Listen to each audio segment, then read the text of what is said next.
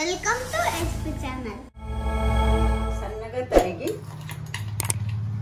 తరిగిన ఒక అంగుళం ముక్క అల్లము, 4-5 ఎండుమిర్చి, 1 స్పూన్ జీలకర్ర, స్పూన్ ధనియాలు, కొంచెం ఆయిల్ వేసుకొని వేయించేసుకున్నాము.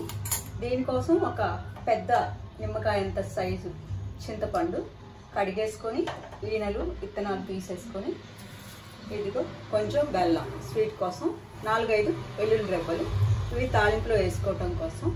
ఇప్పుడు ప్రాసెస్లోకి వెళ్దాము. ఈ వేయించి పెట్టుకున్నాం కదా, దీంట్లో కొంచెం వాటర్ వేసి చింతపండును ఉడికిద్దాం. కొంచెం వాటర్ వేసుకొని ఒక కప్పు వరకు వాటర్, అందులోనే బెల్లం కూడా వేస్తే కరిగిపోద్ది. కాసేపు ఉడకనిద్దాం. ఈ విధంగా ఉడికించుకోవాలి. చింతపండు మెత్తగా అయిపోయేలాగా, బెల్లం కరిగిపోయింది. ఈ విధంగా బెల్లం బాగా కరిగిపోయింది. చింతపండు బెల్లము ఉడికి చల్లారిపోయింది. ఇందులో కొంచెం సాల్ట్ వేసుకొని, ఈ మిరపకాయలు, అల్లం ముక్కలు, ధనియాలు, జీలకర్ర వేయించుకున్నాం కదా, ఇందులో సాల్ట్ వేసుకొని మిక్సీ పడదాం. ఇలా పట్టుకున్న తర్వాత ఇందులో ఈ ఉడకబెట్టుకున్న చింతపండు బెల్లాన్ని వేసుకుందాం.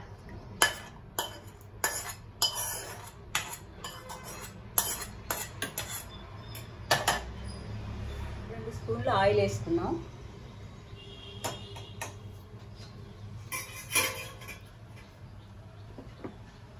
ఆయిల్ కాగిన తర్వాత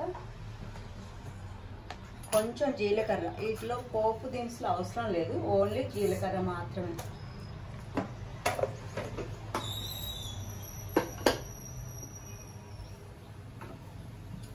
వేగిన తర్వాత ఈ మిర్చి, వెల్లుల్లి కట్ చేసుకున్న ఎల్లుల్లిపాయలు, చిన్న చిన్నగా కట్ చేసుకున్న వెల్లుల్లిపాయలు,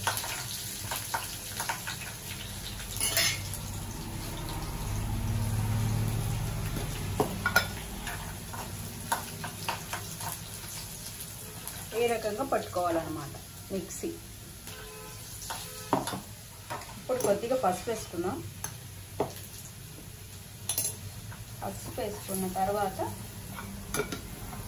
ఇందులో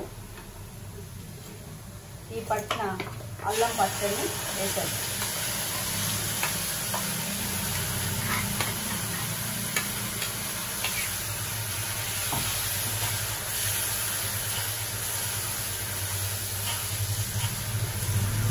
ఒక 5 మినిట్స్ ఇందులో ఉడకనిద్దాం. పోపులో 5 మినిట్స్ వరకు ఉడకనిచ్చి చల్లార్చి ఇలాంటి బాటిల్లో పెట్టుకుంటే 15 డేస్ వరకు బయట ఉంటుంది, నెల వరకు ఫ్రిడ్జ్లో ఉంటుంది. ఇప్పుడు బాగా ఉడికిపోయింది. బాండీని వదిలేసి మన గరిటతో పాటు రౌండ్గా తిరుగుతుంటే ఉడికినట్టు, ఇది బాగా ఇచ్చినట్టు. బెల్లం ప్లేస్లో మీరు షుగర్ కూడా వేసుకోవచ్చు, మీ ఇష్టం అని. బాగా చల్లని తర్వాత బాటిల్లో ఇలా నింపుకోవాలి. ఈ స్వీట్ చట్నీ 15 డేస్ వరకు బయట నిల్వ ఉంటుంది, 1 మంత్ వరకు ఫ్రిడ్జ్లో పెడితే ఉంటుంది. ఇది ఈజీగా అందరు చేసుకోదగ్గ చట్నీ, అల్లం, చింతపండు, బెల్లంతో. టేస్ట్ చాలా బాగుంటుంది, అన్ని టిఫిన్స్లోకి కూడా బాగుంటుంది అన్నమాట. Thanks for watching our channel.